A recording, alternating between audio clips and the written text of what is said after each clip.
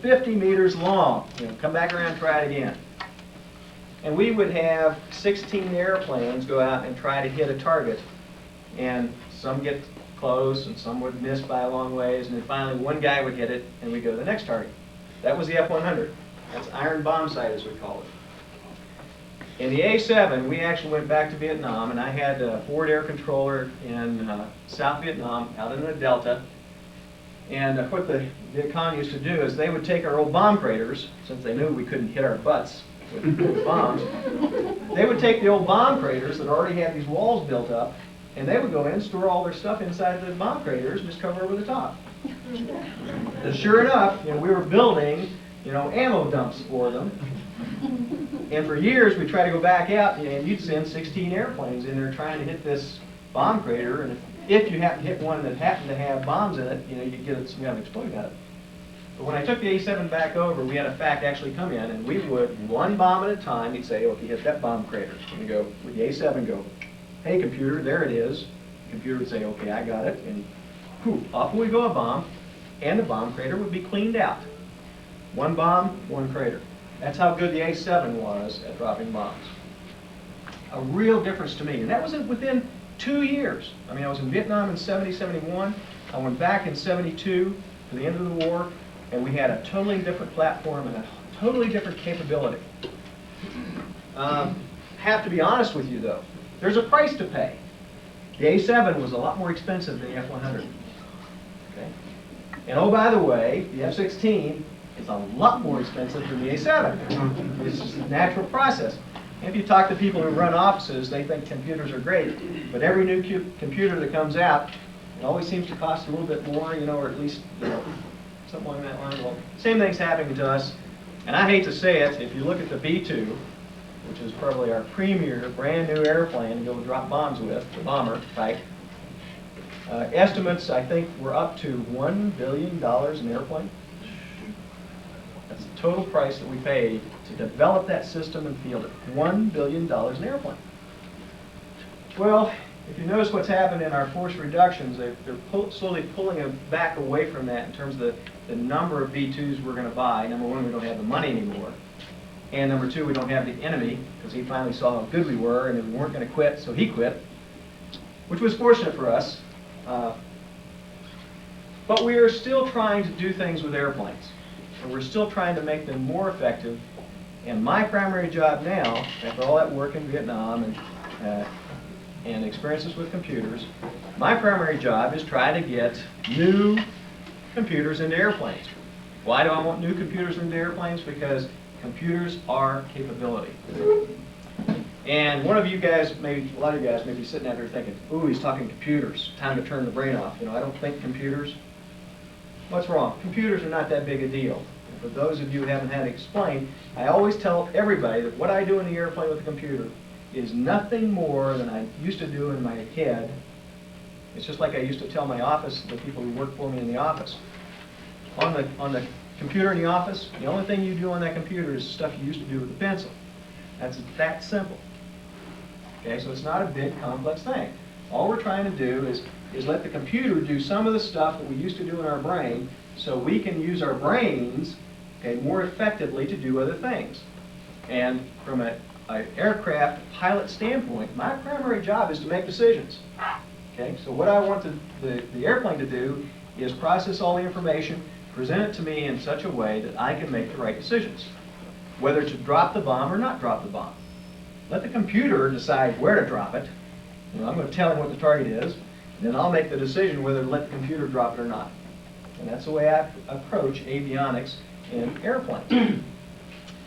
You saw some of the symbology we had here in on the F-16. Very nice symbology in the F-16. That's one of the things we're trying to do, and I'll show you the film in a second, that shows you a little bit more about the symbology. How am I doing on time? You know, all the time in the world you got. I have a question, sir. Certainly. And I forgot to tell you that. Anytime you have a question, please go ahead and break in and ask the question. I'm just curious about that mapping system. If you were going to fly from here to Germany, did you put a different disc, so to speak, in that aircraft so that you know the terrain that you're flying over and the area that you're going to? Absolutely. Yes, sir, we did. So it's basically That moving map in the A7 was actually a film strip. It took a film strip and would actually run the film strip as a piece of equipment, a box, and would run the film strip so you could see what was going on in the airplane. So then that's the reason that we waited 30 days before we went to Persian Gulf to get those map strips in place. That's about right, but it's even more than that, and I'll talk about that in just a second. Okay? Sir?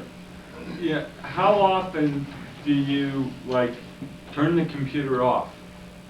Because, you know, to simulate, hey, this thing is foobar, it's dead, you know. You're going into a bomb run, You're saying you're going simulate turning it off. You're going along here, and the target's out here, okay? That's where Yeah. you're going, that's the target. And about right here, the computer stops working, in other words? Yeah, I mean, it happens. Guess what I do?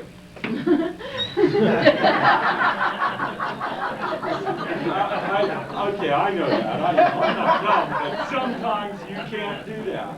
Well, in today's world, we talk about mission-critical equipment.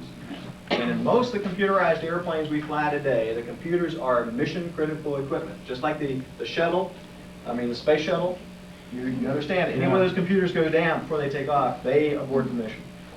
Today, we do the same thing. I read somewhere that I think in one of the Gunsmoke competitions, the guy realized that they had two different winds at different altitudes and stuff, and at that time, apparently the computer could not handle that information.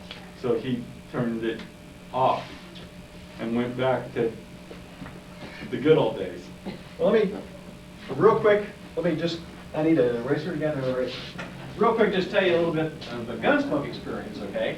And I'm a little different kind of guy. I do computers all the time. That was my job. I actually worked for TRW for a while, here locally in the Ogden area, doing computers for airplanes. Okay, so we talked about this iron sight over here. That basically is you set it with a reticle and it stays wherever you set it. The film you saw here on the Gunsmoke competition showed you something that looks like this. Okay? You remember seeing that symbology, and what the pilot did was put this little pipper over the target, and when he put it over the target, he hit the pickle button, the bomb would come off, because that was where the computer was telling the pilot the bomb would impact. And we call this one of our weapons modes. But basically, it's the pilot's responsibility totally to find the target, and this is basically where the bomb's going to hit on the ground, and he flies where the bomb is going to hit to where the target is, and then he pickles the bomb off. Every F-16 pilot that's gone to Gunsmoke has used this mode to drop the bombs with. I didn't. Okay? Why? Because they were basically still making the decision when to pickle the bomb off. Just like this guy you said determined the winds were bad, and he was going to, go manual. We call it manual and use the iron bomb sight. Well, these guys in the F-16 program were saying, well, I still don't totally believe the computer. I'm going to kind of use this mode because I still have control. Well, the mode I use is basically where in my HUD, I had a little box that I could move around, and I would actually put the box on the target and tell the airplane, it's up to you. You figure out when to drop the bomb. That's the mode I use. Now, I only finished first. I don't know if that's any bearing. And I guarantee you that the guy that turned the computer off didn't finish first. I don't know where he finished, but I know it wasn't first. The computer can do a much better job of doing that kind of TLAR. It doesn't do a TLAR, it actually does the calculation for the weapon ballistics. It can do a much better job than the human brain could ever do. So, if it was working, I'd never turn it off, and there's several backup modes. But bottom line, if I'm going to combat, and especially if I'm supporting the Army, or I'm going someplace like into Bosnia, Sarajevo, where I've got people on the ground I care about, my personal opinion is I would let the computer do it, and if the computer's not there, I'll go home and let somebody else do the job. That's today's tactics. Back in a big war, if everybody were fighting and it was critical because the Soviets, the Russians had come across East Germany, and they were invading, yeah, you might go out with an airplane that wasn't working 100%. But in today's world, in today's environment, you never do that. In fact, if you did, you might be court-martialed. How do you safeguard against computer viruses? that might be introduced in your system by an admin? Our computers are aircraft avionics computers. They're nothing like the computers you see in the office. They're special equipment. And that's one of the reasons I was trying to get to my point. And my job right now is to take the technology we have in the office and some of these new things you see come out with all these fantastic capability and try to take that technology and put it in our airplanes. Because when we put it in our airplanes, we can't afford a virus to show up. We can't afford to have a programming error. So we have use antivirus programs now anyway, you can spoil them, so.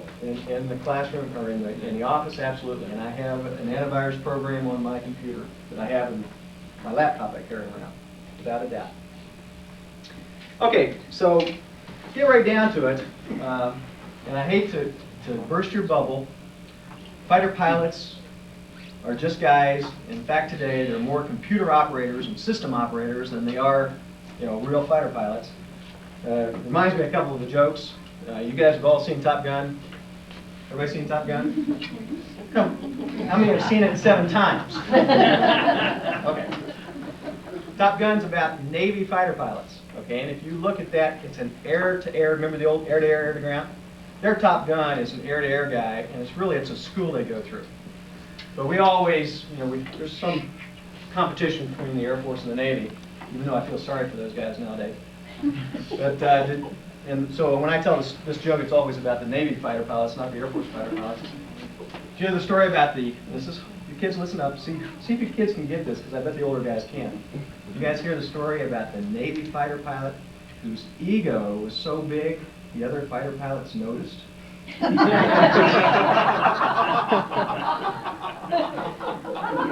Or how about the one, do you know how many fighter pilots it takes to change a light bulb? Just one. He holds the light bulb and the world turns around him. So I hate to burst your bubble. I mean, we are not, Tom Cruise. I'm not Tom Cruise. He's a lot shorter than he is, one thing. But we're really computer operators, systems operators now. It's a college education is required, and if any of you kids are thinking about going and flying fighter airplanes, college is required. No option. You've got to go to college to do that, and you've got to be computer smart. So you might as well get a computer now, and if your parents don't have one in the house for you to play with, they can go buy one. Okay? So you can use it in school. And you need to know those things before you get into the Air Force to be a fighter pilot nowadays. So it's critical to do that. Okay, sum it up here. So my job out at Hill Air Force Base is to go get this technology and see if we can put it into airplanes. And one of the neatest things I've been working on lately, and I'm going to share a film with you, is something we call a digital terrain system. And my wife, this is my wife Terry back here in the back, by the way, the lovely lady. Shaking her head at me. Will tell you, in fact, she knows as much about the system as I do, because I talk about it quite a bit. But with a digital terrain system, what we are doing, remember we talked about the moving map display? Well, in the airplane, we used to have a film, okay? Well, nowadays, what we can do is take all that map data and digitize it, turn it into little ones and zeros that the computer understands. And that's what we're doing. We're actually taking a map of the real world. In other words, all the mountains, all the flat, Salt Lake, Great Salt Lake, and then mountains on the other side. And we're taking all that data and digitizing it and putting it in the airplane. And how many kids have actually had a chance to fly one of those, or go play one of those virtual reality games? They neat? Pretty neat, huh? For you adults that don't know what virtual reality is, there have been several movies already. A virtual reality game they're talking about is where these kids actually put on some kind of a helmet, or this is how it's normally done, a helmet that will display a little image for them, and that little image becomes their real world. I mean, some of these games you can walk around and you can see things that really aren't there because you're in the world of the computer. Tron, the movie Tron was about that kind of technology. Well, what we're doing in the airplane is kind of the same thing. We're putting a database in the airplane that represents the world. And when we do that, we add a lot of capability, because now we can use the computers that are in the airplane to actually access that data and just do some things for the pilot. I brought a short movie, it's about 7 minutes, that shows you the new technology that's out there right now.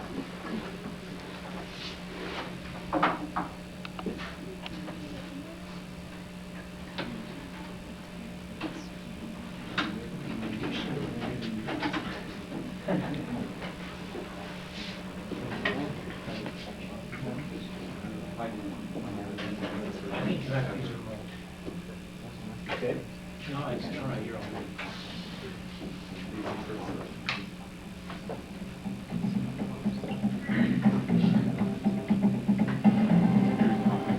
This is the symbology we look at in the airplane. All of this is being generated by the computer.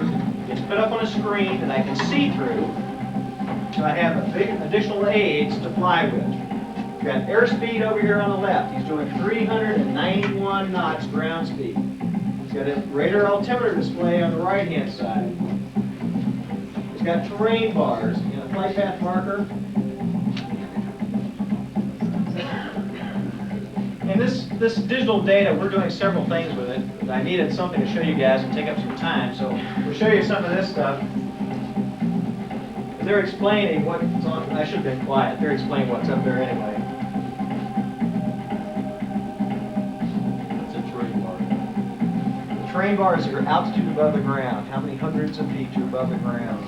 The digital terrain system for the F-16 delivers precise navigation accuracy, predicted ground collision avoidance, and passive terrain follow, each an essential ingredient for effective day-night all-weather operations. A new or existing F-16 equipped with British Aerospace's terrain profile matching system and Fairchild Defense's new Mega Data Transfer cartridge allows pilots to make high-speed, low-altitude, first-pass kills in all weather, You're actually day or flying. night. Pilot still flies the airplane.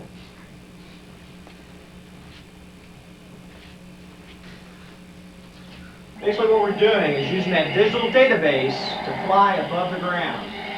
That TD box is showing you where to fly the airplane, and the pilot simply places the flight path marker in the box to maintain an exact altitude above the ground.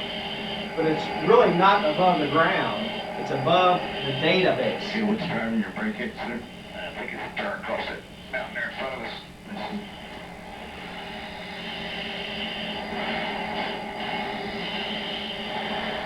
This is kind of interesting.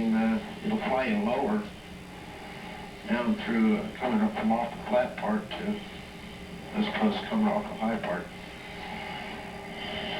Did you notice that from the last? Yeah, well, it's because of the This guy talking right now, his name is Joe Bill Dryden. If you're an aviation history buff, we'll talk about him in a second.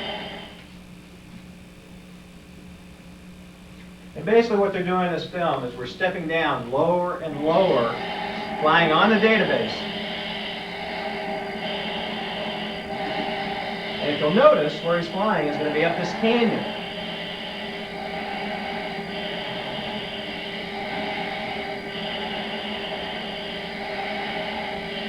What we're looking at is the digitized terrain, or is that the actual? Now that's the actual picture through the HUD. And we haven't gotten the system to the point where we can put up the image yet. So all we're doing is telling them where to fly. Like a middle one, it lets us alone. Yep.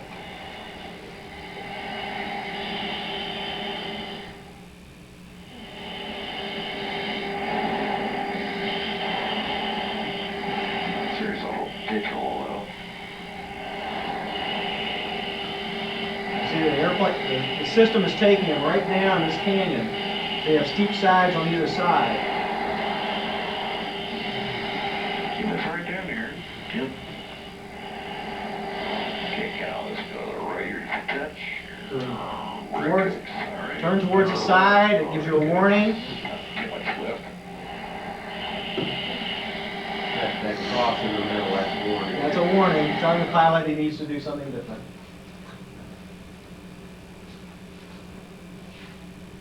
Okay, I think all we're going to get is more of the same, so let's go ahead and Okay, come on around a little left. go ahead and turn the lights back on. So let me take up a little bit of time. Just as a closing remarks, and I'll open up some questions. Our airplanes are expensive.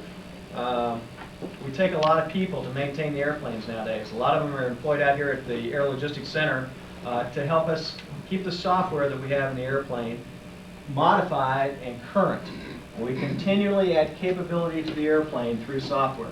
The digital train system is an example of how we've been able to add new capability to the airplane, and really all we did was add a software program. There were no hardware or box modifications done on the airplane.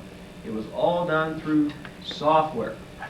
Now, the Air Force Reserve, and that's how we kind of play in this, I have to remind you, I'm an Air Force Reservist. I am not an active duty officer.